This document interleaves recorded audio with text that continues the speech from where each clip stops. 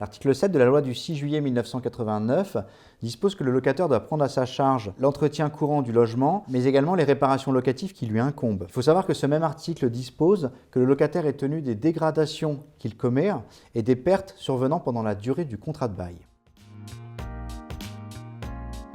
Tout à fait, il s'agit d'un motif de résiliation judiciaire du bail et également d'expulsion du locataire devant le tribunal. Mais vous pouvez également invoquer ce motif de dégradation du logement lorsque vous délivrerez un congé à votre locataire à l'issue du bail. Vous pouvez justifier ce congé précisément en raison du comportement du locataire et des dégradations qu'il a occasionnées dans votre logement pour justifier la fin de ce bail.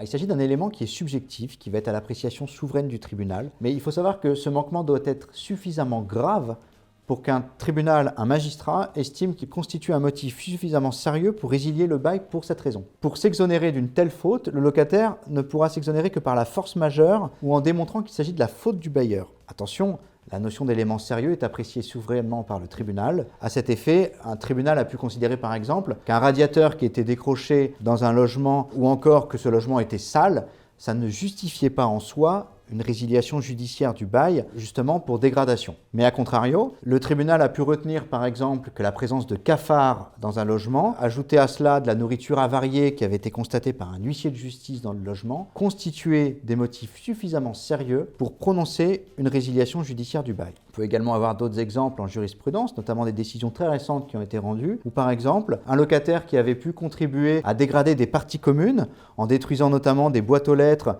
ou la porte d'un local poubelle, avait été jugé responsable par le tribunal et compte tenu de ces désordres, le juge avait prononcé la résiliation judiciaire du bail. Dernier exemple intéressant, un tribunal a pu condamner un locataire en résiliant son bail car ce dernier n'avait pas informé le bailleur de son défaut d'entretien des canalisations et du système de ventilation. Là encore, les désordres ont été tels que le magistrat a estimé que le locataire avait manqué à son obligation d'entretien et a pu condamner le locataire en résiliant et en l'expulsant de son logement.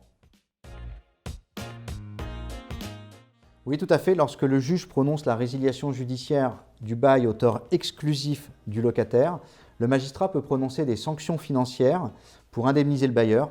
On parle à ce moment-là d'indemnité de travaux de remise en état. C'est une indemnité qui va être déduite du dépôt de garantie. Si vous voulez approfondir ce point, je vous invite à découvrir mon guide juridique sur la question qui est disponible sur mon site internet en téléchargement gratuit et bien entendu à remplir le formulaire de contact si vous souhaitez vous rapprocher de mon cabinet pour votre dossier.